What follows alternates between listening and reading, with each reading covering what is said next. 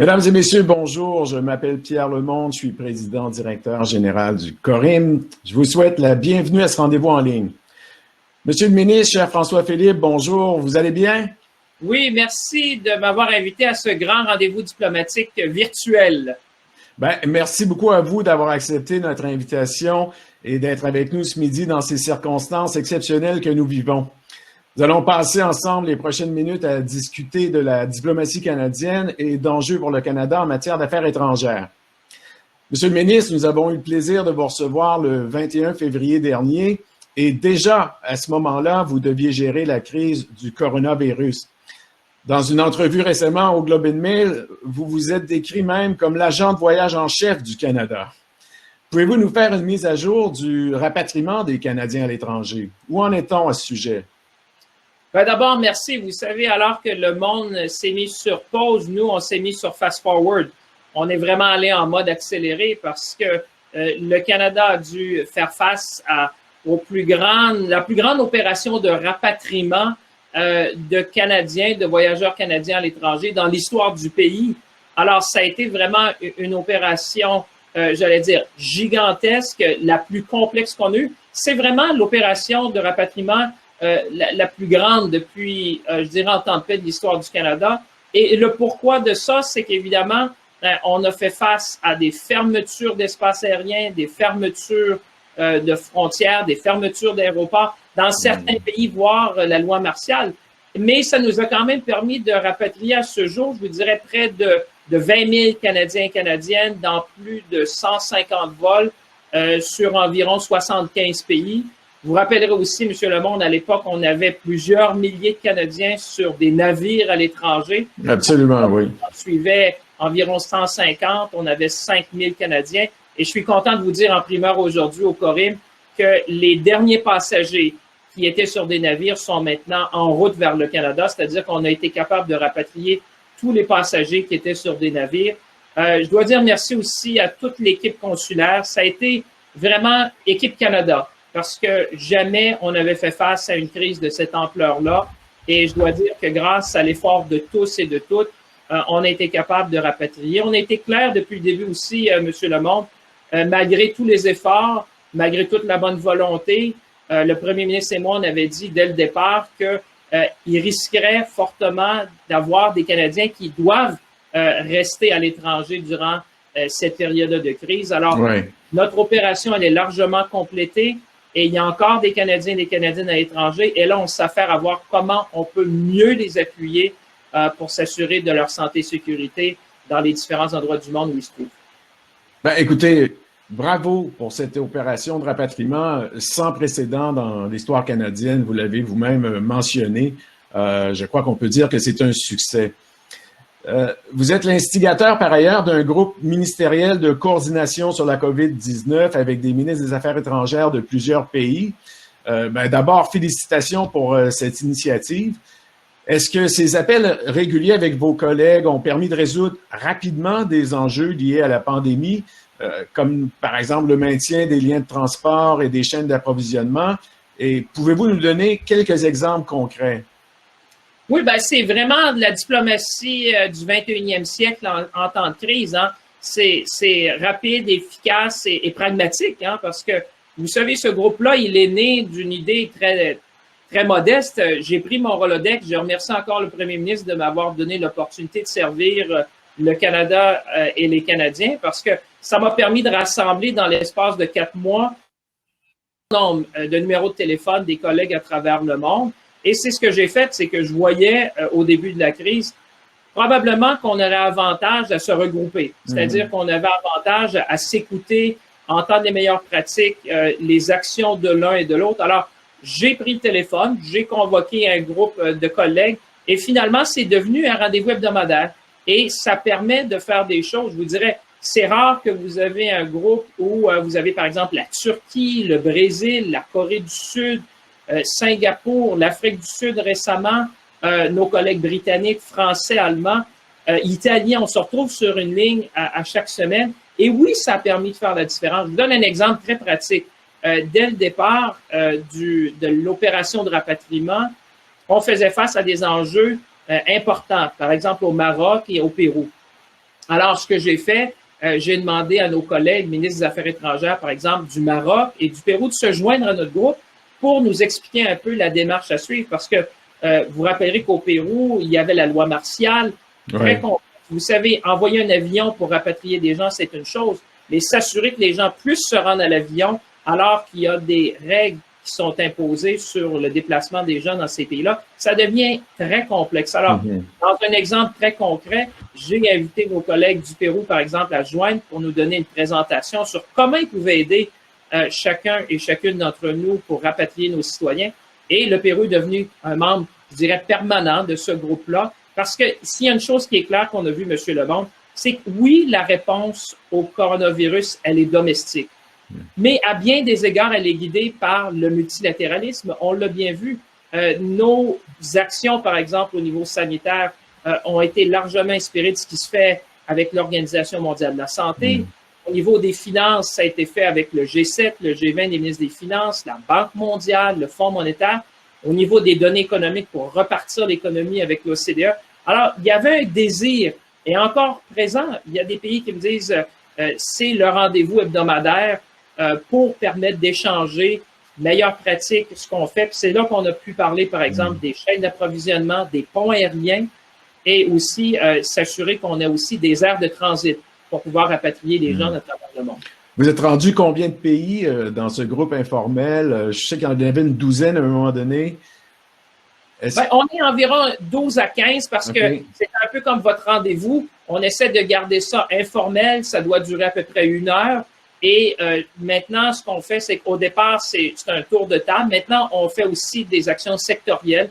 Je vous donne l'exemple récent, par exemple, avec la Corée du Sud, parce qu'il y a différents pays qui ont vécu la crise à différents moments. Donc, ça nous permet de se renseigner sur les meilleures pratiques qui ont été mises en place, par exemple.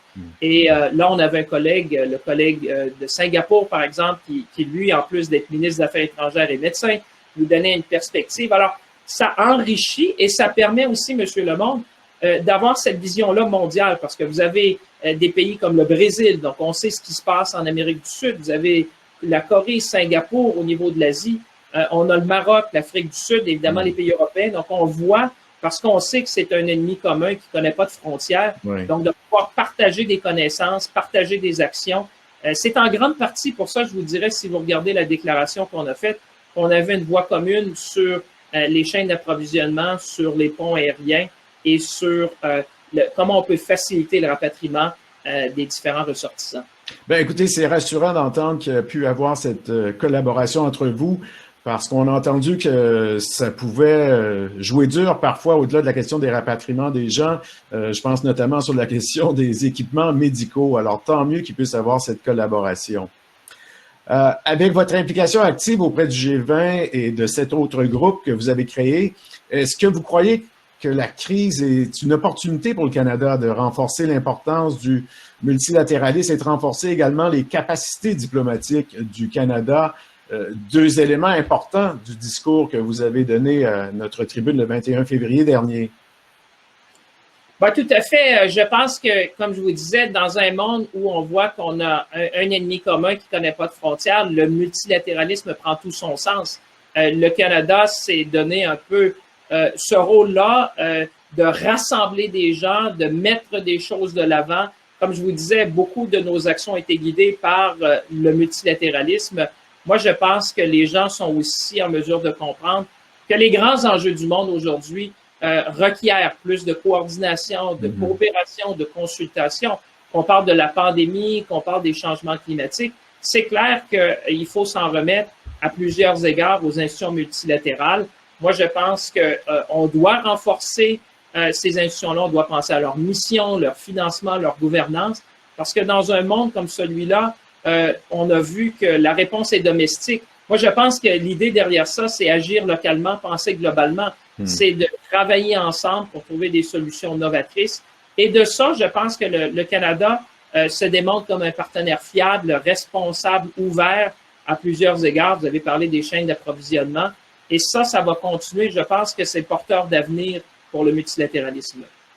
Bien, écoutez, c'est réjouissant de voir que le Canada peut faire sa place et même agir comme leader sur la scène internationale dans le renforcement de ce multilatéralisme, tout à fait. Parlons de la Chine, si vous le voulez bien. Le Canada entretenait des relations un peu tendues, on le sait, avec la Chine suite à l'arrestation au Canada d'une autre dirigeante de Huawei et la détention subséquente de 2 Canadiens en Chine. Pouvez-vous nous dire comment les relations ont évolué entre nos 2 pays au cours des dernières semaines dans le contexte de la crise que nous vivons? Tout à fait. Je me permettrai parce qu'aujourd'hui, c'est le 500e jour de détention pour Michael Spavor et Michael Kovrig. C'est 500 jours de trop de détention arbitraire de 2 Canadiens. Alors ça, c'est la première chose que je dirais. On sait que notre relation avec la Chine, elle est multidimensionnelle, elle est complexe. Moi, je pense qu'à chaque fois qu'on a la chance de se parler, ça nous permet de mettre de l'avant les priorités du Canada, les intérêts du Canada, de façon certaine et, j'allais dire, ferme sur les positions du Canada. Ça nous a permis de faire 3 choses. Moi, je dis à chaque fois qu'on a la chance, et j'ai eu la chance d'échanger avec mon homologue chinois récemment, ça nous a permis de mettre de l'avant, évidemment, les cas consulaires de Michael Kovrig, Michael Spavor et de M. Schellenberg pour demander la clémence, non seulement pour lui, mais d'autres Canadiens et Canadiennes détenus en Chine. Deuxièmement, ça nous a permis aussi de parler de coopération, parler de transparence, de savoir que durant un moment de crise comme celui-là, on doit tout faire pour garder un échange constant, régulier d'informations. Et troisièmement, ça nous a permis aussi, Monsieur Lemond, de parler des chaînes d'approvisionnement, autant au niveau des quantités, de la qualité des produits, parce qu'on sait que les chaînes d'approvisionnement sont devenues un enjeu, j'allais dire même géostratégique durant cette crise-là du COVID.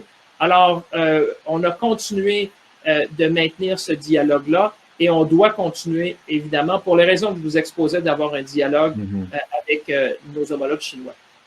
Mais tant mieux si les relations peuvent s'améliorer entre nos 2 pays. Dites-moi le fait que nous avons continué à recevoir, je crois que China Airlines pouvait atterrir au Canada quand même pendant un certain temps. Est-ce que vous croyez que ça a été apprécié des Chinois?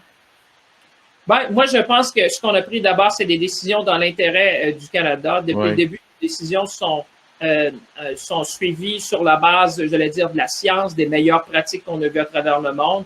Et le Canada n'a pas discriminé, a permis pendant cette période-là aux voyageurs étrangers de pouvoir rapatrier dans leur pays, permis aussi d'amener du matériel parce qu'on sait que on parle du transport de passagers, mais pour chaque avion qui transporte des passagers, il y a évidemment du cargo. Donc, il y a plusieurs enjeux qui étaient pris en compte. Mais je pense, comme je vous dis, le Canada s'est démontré un partenaire prévisible, un partenaire stable, un partenaire constructif pour l'ensemble de la communauté internationale, parce qu'on sait que pour la première fois depuis 75 ans, on fait face à une vraie crise qui ne différencie pas entre nationalité, entre géographie, entre richesse. C'est vraiment un enjeu commun et la seule façon de s'en sortir, c'est évidemment de travailler ensemble. Très bien. Écoutez, les États-Unis, bien sûr, sont de loin le plus grand partenaire commercial du Canada. Comment ça se passe pour les échanges commerciaux et les frontières en ce moment avec nos amis américains? Et dites-moi, on sait que le nouvel accord commercial avec les États-Unis et le Mexique, même s'il a été ratifié par les 3 pays, il n'est pas mis en application pour l'instant. Quand pensez-vous que ce sera le cas? Alors, plusieurs choses. D'abord, il faut se rappeler, comme on se le disait quand on était ensemble la dernière fois, les États-Unis, ça demeure de loin le plus grand partenaire commercial du Canada, du Québec. On parle de 2 milliards de biens et services par jour qui sont échangés. Mais durant des moments comme ceux-là, il faut parfois rappeler à nos voisins, à nos alliés, à nos amis américains, l'interdépendance au niveau des chaînes d'approvisionnement. Moi, je l'ai fait avec mon homologue à un certain moment donné où je disais, écoutez, il faut se rappeler que le Canada en 2019, a vendu pour plusieurs milliards d'équipements de matériel médical aux États-Unis. On a des centaines de travailleurs, travailleuses de la santé qui passent du côté de Windsor vers Toronto à chaque jour.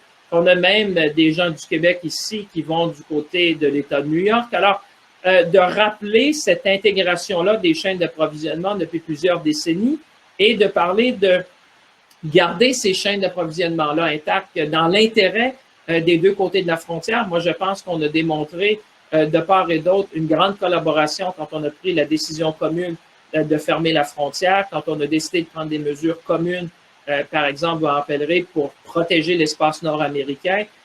Moi, je vois dans cette relation-là, évidemment, c'est dans ces moments-là qu'on doit travailler ensemble et je pense qu'on a démontré à plusieurs égards l'importance de le faire tant au niveau de la frontière, des chaînes d'approvisionnement et aussi, évidemment, des meilleures pratiques. Mm-hmm. Ben, les échanges commerciaux avec les États-Unis sont tellement importants pour l'économie canadienne. Souhaitons que cette ouverture demeure. Dans un autre ordre d'idée, M. le ministre, les États-Unis ont décidé de suspendre leur financement à l'Organisation mondiale de la santé, l'OMS. Cette décision a été condamnée par plusieurs pays. Quelle est la position du Canada à ce sujet et est-ce que le Canada va maintenir son appui à l'OMS?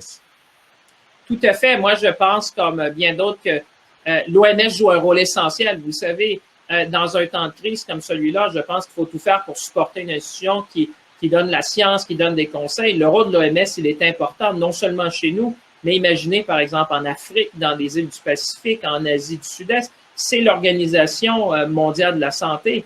Moi, je dis, écoutez, c'est pas lorsqu'un incendie fait rage qu'on doit vérifier si on avait le bon détecteur de fumée. Il y aura un moment pour faire un post-mortem, il y aura un moment pour se demander de revoir la mission, le leadership, le financement, de voir si on a les bons mécanismes d'alerte et de prévention pour la santé. Mais moi, je dis, pendant une période comme celle-là, essentielle, où les efforts de de l'ensemble de la communauté internationale sont pour améliorer les conditions, parce qu'on a vu ici, on a pris des mesures qui nous ont permis d'aplatir cette fameuse courbe-là. Mais il faut être conscient, M. Lemonde, que dans plusieurs régions du monde, on s'attend d'avoir une montée du coronavirus dans les prochains mois. Et tant qu'il y aura du coronavirus dans certaines régions du monde, on sera tous à risque. Alors, moi, je pense que c'est le moment de se serrer les coudes, de réaffirmer notre soutien à l'Organisation mondiale de la santé et de dire aussi qu'il y aura un moment dans le futur où on devra faire un post-mortem pour s'assurer évidemment qu'on ait les bonnes institutions, les bons mécanismes et le bon financement pour faire face à ces enjeux-là sanitaires qui frappent l'ensemble de la planète. Et c'est tout à fait cohérent, en fait, avec votre politique étrangère pour soutenir et promouvoir le multilatéralisme. Oui, ben, je vous dirais, dans un contexte comme celui-là, le multilatéralisme prend tout son sens parce que on est conscient qu'il en va de la santé et sécurité des Canadiens, de s'intéresser à ce qui se passe à travers le monde et d'avoir des institutions qui seront peut-être à réformer, certainement, les rendre plus modernes face au 21e siècle. C'est sûr qu'en sortant de cette crise-là, toute la question de la sécurité sanitaire, de la sécurité des chaînes d'approvisionnement, il y aura beaucoup de choses à discuter dans les prochaines années, dans les prochains mois, à savoir comment on peut mieux se préparer pour une prochaine crise. Il faut y voir une opportunité, comme disent nos amis chinois, dans cette crise. Comme toute crise décèle des opportunités, quoi. Ben, je pense que le Canada a réussi à se démarquer là-dedans en étant un partenaire stratégique fiable et on va continuer de l'être, évidemment, dans le cadre et domestique, mais aussi international. Monsieur le ministre, vous parlez avec vos collègues du monde entier. Partagez-nous un peu ce que vous vivez. Est-ce que vous trouvez qu'il y a des changements au sein de la diplomatie internationale? Et dites-nous, quels sont pour vous les enjeux politiques qui peuvent découler de cette crise que nous vivons? Ben moi, je pense que suite à ça, il y aura des nouvelles alliances qui seront formées. Il y aura une diplomatie probablement plus pragmatique. Je pense qu'on sera capable de faire plus en allant moins loin. Il y aura des nouvelles façons de faire. Moi, j'ai vu, par exemple, dans ce qu'on a vécu présentement, le rôle que peut jouer un pays comme le Canada de rassembleur. C'est clair, comme vous dites, dans une situation comme celle-là, que le multilatéralisme prend son sens. Le rôle du Canada, je pense, a été renforcé en mettant de l'avant des choses qui étaient importantes. Quand je parlais, par exemple, des hubs qui ont été faits, quand je parlais de la chaîne d'approvisionnement, quand je parlais du rapatriement des gens.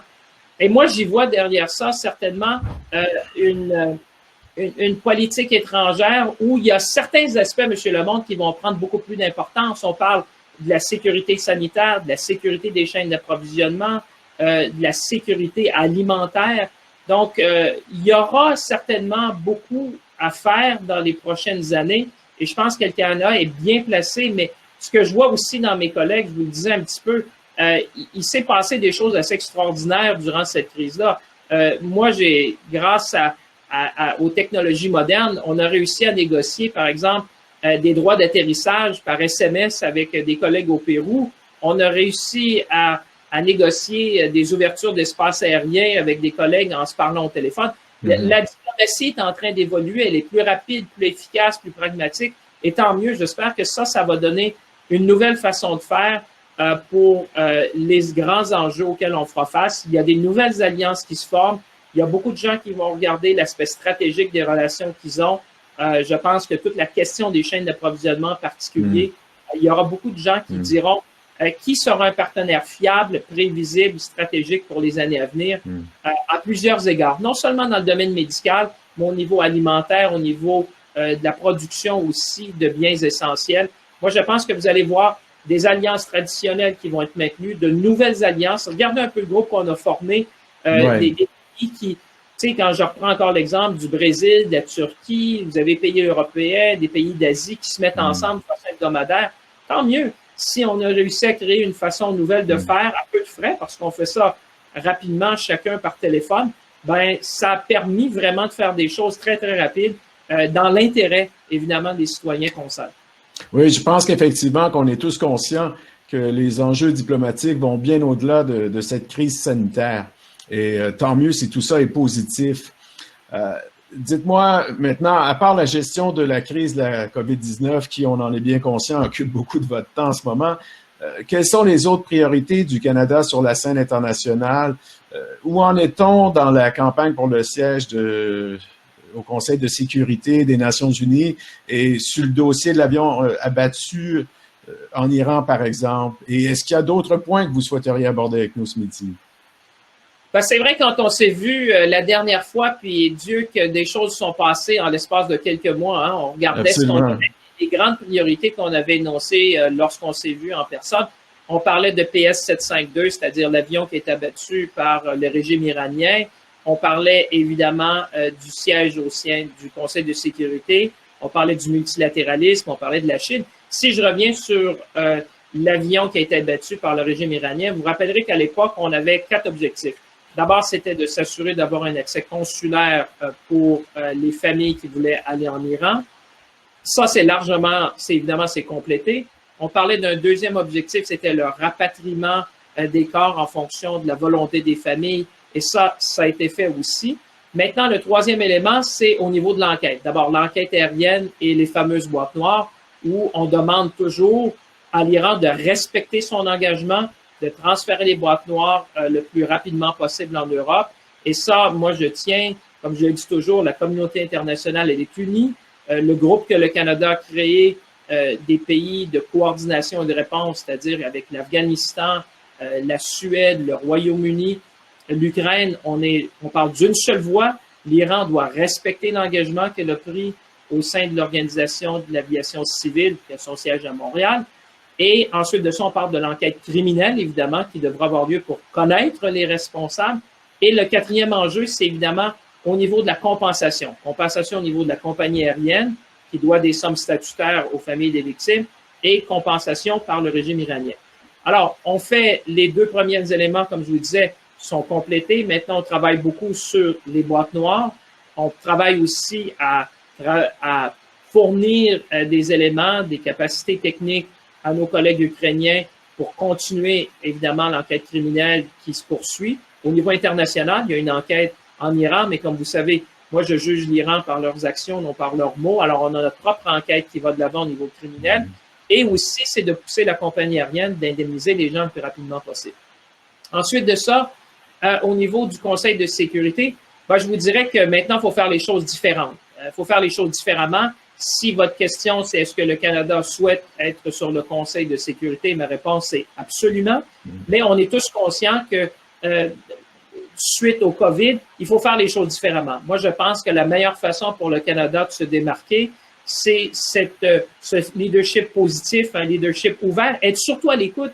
Vous savez, on a souvent parlé des pays vulnérables. Si la crise fait rage chez nous, Imaginez pour les îles du Pacifique, imaginez pour les Caraïbes, imaginez pour l'Afrique. Alors, le Canada a ce privilège-là d'avoir accès à certains grands groupes, c'est-à-dire le G7, le G20, l'OTAN, même la réunion qu'on a créée. Alors, moi, je me suis donné comme mission avec nos diplomates à travers le monde de pouvoir entendre ces voix-là des autres pays et d'être un peu, de renforcer ces voix-là qui subissent évidemment des conséquences directes. Je vous donne un exemple. Si vous êtes une île, par exemple, des Caraïbes, vous comprendrez qu'une grande partie des devises étrangères que vous recevez, c'est suite au tourisme.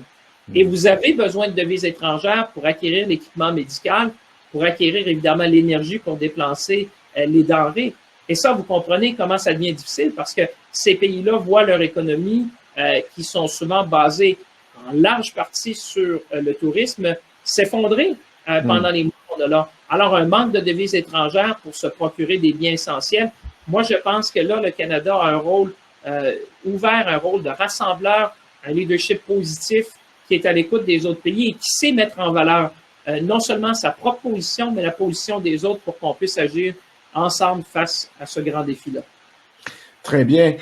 Monsieur le ministre, vous avez accepté de répondre à des questions du public également. Merci. Évidemment, vous ne pourrez pas répondre à toutes les questions que nous avons reçues. Nous en avons choisi 2. La première nous vient de Monsieur Denis Côté de la COSI qui demande « Monsieur Champagne, lors de votre récente allocution au Corim, vous avez mentionné que votre gouvernement commençait à travailler sur un livre blanc pour doter le Canada d'une politique étrangère féministe. Sachant que la COVID-19 et la crise économique qui en résulte affectent et affecteront particulièrement les femmes, quelle pourrait être la valeur ajoutée d'une politique étrangère canadienne féministe pour faire face à ces défis? » Bien, tout à fait. Depuis, dès le départ, Monsieur Lemonde, on est conscient que cette crise-là va avoir un impact sur la sécurité physique et la sécurité économique des femmes et des filles à travers le monde. Au niveau de la sécurité physique, on l'a vu, au niveau du confinement, on s'est déjà posé des questions sur les violences conjugales. Et ça, on a agi de façon domestique pour s'assurer d'être très conscient de cet enjeu-là et d'en parler, de le mettre sur la table parce que on savait qu'il y avait vraiment des foyers qui n'étaient pas sécuritaires pour certaines femmes. Alors, on l'a mis sur la table et on a même fait écho, je pense, à l'appel du secrétaire général de l'ONU sur la violence conjugale, étant très conscient que ces périodes-là de confinement prolongé posaient un risque particulier pour ces femmes-là et il fallait s'attarder à ça. Deuxième chose que je vous dirais, c'est au niveau de la sécurité économique. Parce qu'on sait que dans plusieurs pays encore, l'accès pour les femmes au crédit était déjà difficile avant la crise et probablement encore plus difficile pendant la crise et après la crise. Alors, nous, ce qu'on veut faire, c'est prendre les meilleures pratiques qu'on a, mettre ça en évidence, se doter d'une politique, d'un livre blanc qui va, j'espère, inspirer les actions de notre gouvernement, mais des gouvernements futurs, non seulement chez nous, mais à travers le monde, en mettant au centre le rôle des femmes, en mettant, suite à cette crise-là aussi, l'impact que ça peut avoir sur les femmes et les filles, mais aussi le rôle crucial que les femmes peuvent jouer pour bâtir. On s'est dit, il faut reconstruire mieux, il faut reconstruire plus vert, mais je pense qu'il faut aussi reconstruire en donnant une chance égale à tout le monde de pouvoir une voix à ce chapitre-là, parce que je pense que le Canada peut inspirer et ce livre blanc-là en sera un des outils dont on fera la promotion à l'international. Et quand peut-on attendre la sortie de ce livre blanc? Ben, tout est un peu bousculé. Oui, bien sûr. Je vous dirais, je dois donner crédit à tous nos fonctionnaires à travers certainement tous les ministères, mais dans le nôtre, on s'est transformé dans une grande agence d'urgence, comme vous aviez parlé des voyages, de rapatriement, de s'assurer de la santé et sécurité des Canadiens. Donc, évidemment, on vit un moment sans précédent. Ce grand département-là s'est transformé complètement. Mais lorsqu'on sera revenu à la normale, parce que oui, il faut clairement s'occuper de l'urgence immédiate, mais on garde aussi un temps sur le volet stratégique. Parce que clairement, il faut non seulement gérer la crise dans le moment présent, mais il faut aussi penser comment on veut influencer. Vous parliez du multilatéralisme, s'assurer que le Canada soit là, s'assurer que les démocraties libérales aient une voix au chapitre. Parce que moi, ce qui m'inquiète aussi, c'est le vacuum qui pourrait être créé si les gens se désengagent du multilatéralisme. Qui prendra ce rôle-là? Et est-ce que c'est ça qu'on veut vraiment comme communauté internationale? Donc, on garde un pied fermement dans l'urgence, mais aussi un pied dans le stratégique pour bien établir les bases d'une coopération et d'une prospérité future. Très bien. La deuxième question nous vient de M. Dan Kraft de l'Université de Montréal et ça va comme suit. Les organisations internationales ont un rôle très important pour promouvoir la solidarité et un dialogue qualifié entre les nations de la planète. Depuis bien longtemps, on voit un effondrement de la crédibilité des organisations multilatérales, soit en raison de déviation de leur objectif fondateur, soit à cause d'une mauvaise gouvernance. Quel sera le rôle du Canada pour les aider à restaurer cette crédibilité, leur crédibilité? Ben moi, j'espère que le Canada sera un agent de modernisation. Il faut s'assurer, face aux défis qu'on a vus et probablement aux manquements qu'on a constatés, il n'y a rien de parfait dans une crise de l'ampleur comme celle qu'on vit présentement. Je pense que votre interlocuteur l'a bien mentionné, on parle de la gouvernance, on parle de la mission. On devra parler aussi du financement de ces organisations-là pour s'assurer qu'elles puissent jouer le rôle qu'on leur a donné comme communauté internationale. Comme je vous dis, il y a des pans qui vont prendre, je pense, beaucoup d'importance, la sécurité alimentaire, la sécurité sanitaire, la sécurité des chaînes d'approvisionnement, le rôle du multilatéralisme pour faire face non seulement, parce que là, on parle de crise sanitaire, parce que c'est clair que dans les 75 dernières années, c'est la première crise vraiment d'échelle mondiale qui touche autant les gens à Shawinigan qu'à Shanghai, autant nos préposés aux bénéficiaires ici que des premiers ministres, des pays développés ou en voie de développement. Mais il y aura certainement d'autres enjeux qui vont demander. Le changement climatique, évidemment, vient en tête. Alors, on devra repenser certaines des institutions, on devra s'attarder à leur financement, à leur gouvernance, puis le Canada, certainement, veut jouer un rôle, va jouer un rôle dans cette redéfinition du multilatéralisme. Très bien. Bien, écoutez, le temps file. Merci beaucoup, Monsieur le ministre, de vous être prêté à cet exercice en direct. Très apprécié. Et je suis convaincu que les gens en ligne ont également apprécié. Je tiens d'ailleurs à souligner que nous avons en ligne des gens provenant de 26 pays. Alors, merci à tous d'avoir été là. Merci encore, Monsieur le ministre. Un dernier mot peut-être? Ben, écoutez, merci à vous. Ça prouve qu'avec le virtuel, on peut faire plus avec des congrès ou, j'allais dire, des discussions ouvertes comme celle-là où tout le monde peut se joindre. Ben, tant mieux. Comme je vous dis, ça nous permet de faire plus avec moins, d'aller plus loin. Alors, je pense qu'aujourd'hui, c'est un bel exemple de ce qu'on est capable de faire en diplomatie virtuelle. Je salue encore votre leadership, celui du Corim, d'être un acteur clé dans les relations internationales. Alors, merci de m'avoir invité et c'est un grand plaisir et je dis à la prochaine à tous vos auditeurs et vos auditrices. Absolument. Merci encore une fois à vous. Au revoir et à la prochaine. Merci.